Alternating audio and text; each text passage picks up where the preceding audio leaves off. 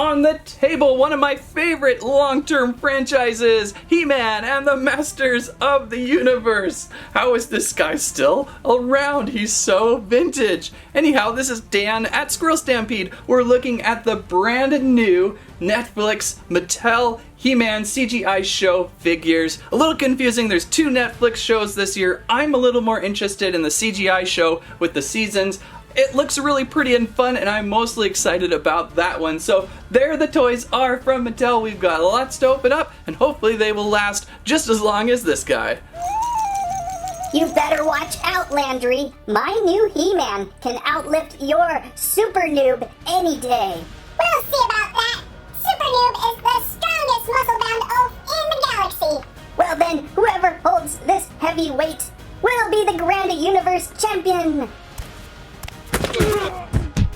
Hey everybody, who wants to share this Almond Breeze protein shake with me? Makes you nice and strong. Did not account for strong men and their protein shakes, did I? No, you did not. Squirrel Stampede! Please squeak! Squamment! And a Squirrel Libe. So of course we would start with He-Man. Who else would we open with first? No, not you, Skeletor. He-Man and the Masters of the Universe, a Netflix original series. Not to be confused with the other He-Man Masters of the Universe Netflix series. I think this year may be a little bit confusing for the casual He-Man viewer. Personally, what interests me most is this series, the all-new animated CGI series, a complete reboot, something fresh and new to lighten up the year 2000. Hey, I thought that was me! Wow, 2000X He-Man, you're getting just about as old as original He-Man. Tell me about it. And you tell me about it.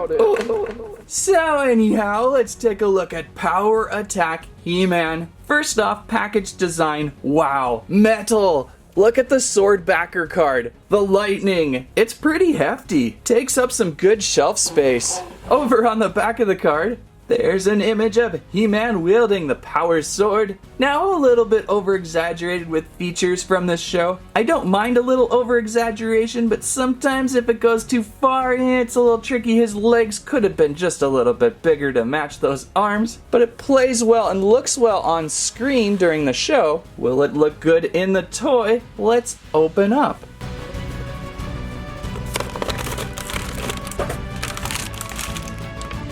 And out of the package, there is nothing fresher than opening a Masters of the Universe toy from a Mattel packaged box. Something done throughout the ages of time. There is the new He-Man for the new Netflix series. Initial reactions, pretty good. The figure has some solid mass to it. The plastic does not feel too cheap. There is limited articulation, only up on the shoulders, wrists, hips, and a little bit of head rotation, and then the action feature in the torso gives him some spring. There's some strength in him. Let's bring out this giant power sword. By the way, what say we talk about this new power sword? It is huge, probably could serve a giant fish on it. Now in the show, it's kind of a little more detached from itself. Parts and pieces kind of look to float about it. Obviously a little trickier to do in toy form, but it balances well with the figure. I'm liking it. And again, we've got this feature with his torso that gives him some spring. I'm still trying to figure out the exact way to spring him around the most solid of ways. Kind of pull him back and then let go maybe. It's kind of cool. All the old He-Mans of yore used to have this waist quick reaction spin.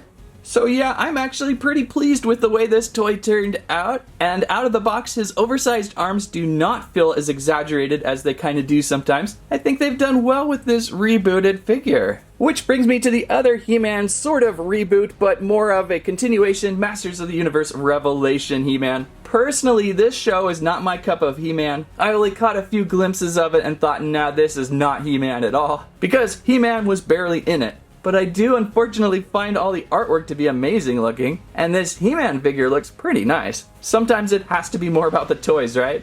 By the way, if you are wondering, He-Man, most powerful man in the universe, defender of Castle Grayskull, protector of planet Eternia, and guardian of the entire universe, there's nothing stronger, faster, and braver than mighty He-Man! Again though, this show was not my cup of tea. I only picked up He-Man. I kinda wanted to see how he would compare to the new He-Man in quality, and I'll leave the rest of the figures of this series to be shelf warmers. Let's open up. Alright, so here's Revelation He-Man out of pack. Maybe a little more proportionally accurate. The figure is loaded with articulation, head rotation, shoulders, got all sorts of stuff in there. I don't even know where to start with those muscles.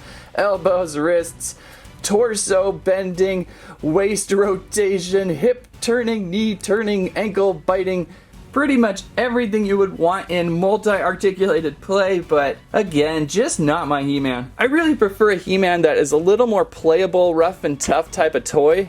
That's always what they were meant to be. I think the new Origins line captures that absolutely perfectly, and is still my favorite current line at the moment. Even early 2000s He-Man got it right with a simplified yet fun articulated figure to work with. This one, a little more too fancy, kind of in line with the Matty Collector or Super 7 line of He-Man in a way.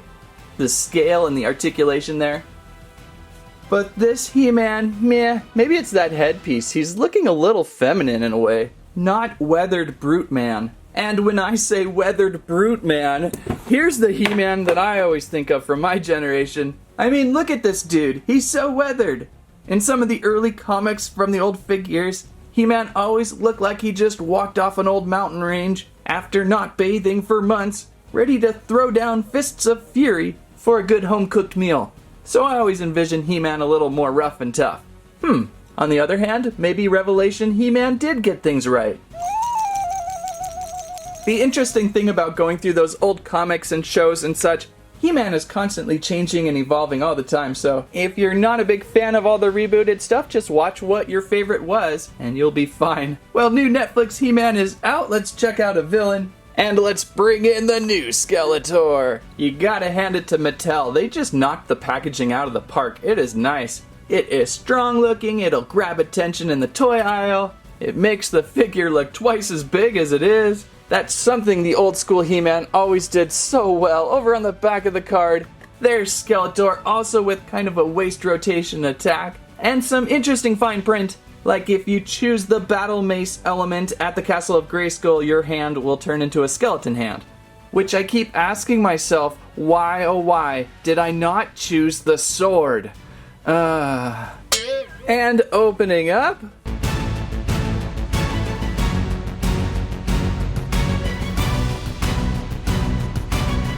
and updated, rebooted Skeletor. Quite green in the face, a little more hoodie and shoulder coverage from the past, and with some pants. I like how the new generation of He-Man are less with the fuzzy loincloths and back with the pants. Pretty interesting looking, a nice compliment to He-Man. You know who is good and who is evil right away, which always makes the original He-Man run such a fantastic, quick, easy idea. Those skeletal legs are spreading on the back there and around to the front. Very green with his bone structure. There's his hand that we see early on in the show. And his trademark ram skull staff. Unfortunately, a little hollow on one side. The downside to some of the newer toys of the world. Always trying to cheat a little bit of plastic space. That front skeleton scarab cover on his chest reminds me of something more of Mum-Ra. Articulation about the same as He-Man, with shoulders that rotate a little bit, obstructed by these soft, rubbery shoulders. Head rotation, probably not going to happen. We've got more of this waist, and this one's actually performing a little better than my He-Man did. Look at that. I'm getting a way better spring, and then we've got the hips that move out and kick, and almost thought we'd had articulation in his feet, but it's just kind of the way the plastic is molded, and wrists rotate. But always Skeletor, such a great compliment to He-Man. In fact, that's all you really need in He-Man collecting, is a He-Man and a Skeletor. Just these two toys alone can give you hours of fun play. So I think they did pretty well on the remodel, the redo, the Fresh, the reboot of He-Man for the new show. I'm really impressed with the Eternia designs they've got going with the new show. I know some people have been referring it to kind of a Big Hero 6 style of show, but I think it works for He-Man. It's a nice fresh reboot.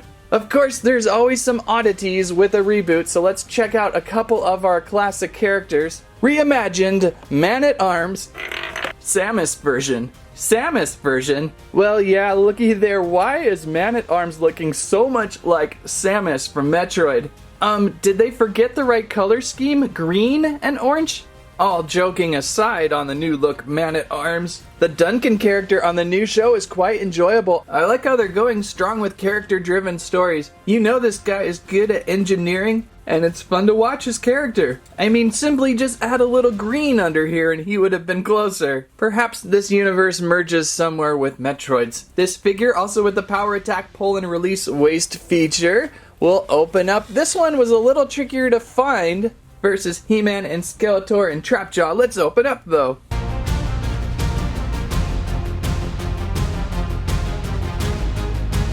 And out of package, Samus's brother Duncan, ready to take on Skeletor and or Metroids. So I'm not getting the best of luck in standing Man-at-Arms here. I do not like his footprint. The figure is not very flat-footed. You can kind of see there on his boots the way they stand with the way his knees bend. He's a little tippy, unfortunately. Pretty cool armor, though. I mean, this guy is ready to fight. He has his battle mace charged and ready. His Samus-like shoulder pads also charged and ready. Almost feels like there should be some LED light-up effects with these toys. His helmet face sculpt is really spot on. It almost feels like you could remove this helmet and see his face underneath. You can see that they sculpted Duncan underneath there, but it is non-removable. I don't think you would have any hair under there if you were able to somehow remove it, but they did sculpt his face first and then planted this helmet on top, which is a nice effect they didn't need to do. They could have simply had this helmet froze over. And articulation should be similar to the others. We have head rotation, a little better than the first two because it's not encumbered. Shoulder rotation, no elbows, there are wrists. Back to this action feature, both Skeletor and Duncan working a little bit better than He-Man did. And hips and knees, he's just a little tippy. The way those feet are just not flat-footed, as well as his sister Samus here. She's got nice flat feet and stand well. So a little bit unfortunate there, but a really cool looking armored Man-at-Arms. Perhaps maybe as the show goes on, he'll catch more of the color scheme of the original, I don't know. Maybe if you're creative, paint over some of this blue with green. Maybe just enjoy a new, fresh reboot of Man-at-Arms, right?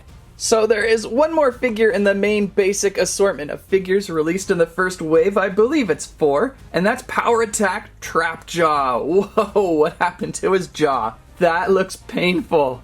And is not so far a best direct match to what he looks like in show. I'm wondering if these were designed a little bit earlier, or maybe if we get more of this as the show goes on. I am only about to episode 5 now. I think there's 8-10 new episodes in first season. I like to spread it out a little bit. On the back of the box, Power Attack pull and release as well. And also with Trapjaw's famous mechanical arm. Look at this thing, it's huge. That's probably what I have not seen yet in the show, upcoming soon I hope. Let's open up, see how he looks, and if he can stand a little better than Man-at-Arms.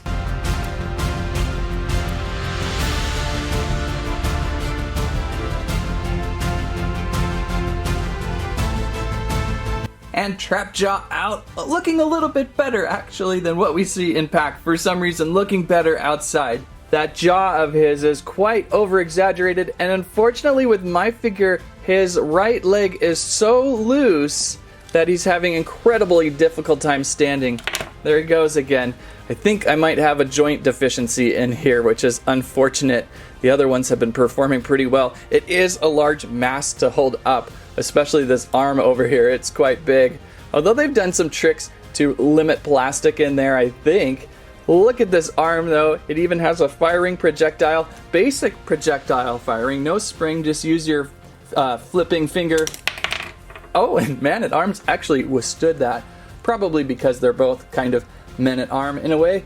So pretty menacing with this one, just a little bit clumsy on the looseness. You can see as we're now grouping these together, they have their own look and style, which is really quite nice. The way they're proportioned, the way they stand, they feel like a new generation of Masters of the Universe, which is, I'm pretty sure, what Mattel was going for. Oh, and really quick, I recently just finally found a Origins Trapjaw for a reasonable price. Usually a Trapjaw now runs around 50 or more, but I finally found one on Amazon for 25.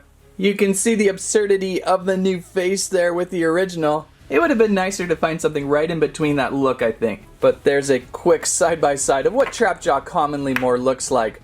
Kind of fun there.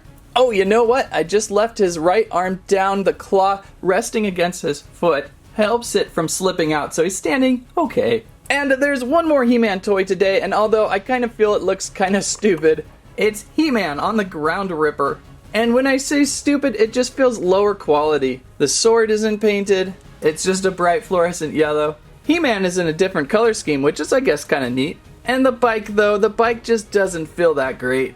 Over on the back of the box, roll into battle. I would hope this figure is as quality as this figure, maybe. Skeletor is also available, but I felt one was dumb enough.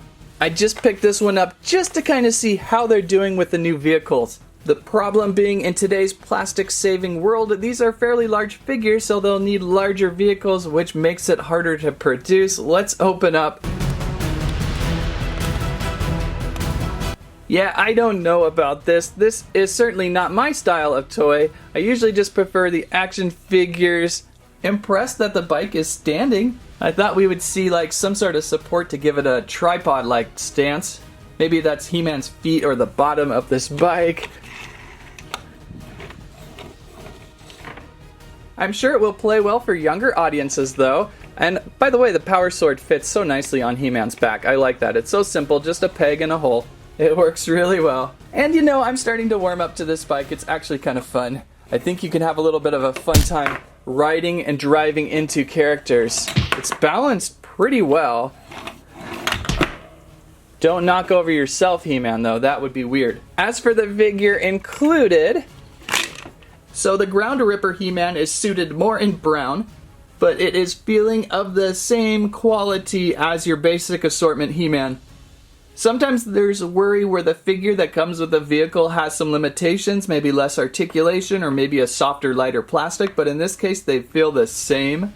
I think it is the same molded figure, just maybe not painted as well. The basic assortment figure does look better in blue and has a little more extra touch on the loincloth there, has a little painted blue, and his cuffs have a little higher detail to them, and of course the sword. But okay, if you just wanted to have a fun playable He-Man and a vehicle, get the Ground Ripper pack and then you have both. Save a little money, pick up a couple villains to drive into. I'm curious what Castle Grayskull is going to look like. With a vehicle so clunky and plasticky as this one, we'll find out soon, I suppose. But as for the general figure assortment, our first wave of new Netflix He-Man toys, our Squirrel Reboot, I'm actually pretty well satisfied with these. I don't know how many more I will collect, as I'm personally more of a fan of the Origins from Mattel. That's my generation of He-Man, and I'm just enjoying those so much. But checking this new crew out has been fun. They're dropping here now, fall 2021. And that is the all-new He-Man and the Masters of the Universe reboot from Mattel and Netflix. Great new collection. I like how they've recaptured what I used to play with back in the day, and hopefully they will last just as long as this guy, because this guy's been around for a long time, and he's so cool. If you liked today's video, please give us a squike, a squirrelibe, and a squammet. Let us know your favorite Masters of the Universe show and or character, or do you even know what Masters of the Universe is? Thank you so much for watching. That's what I have to say about that.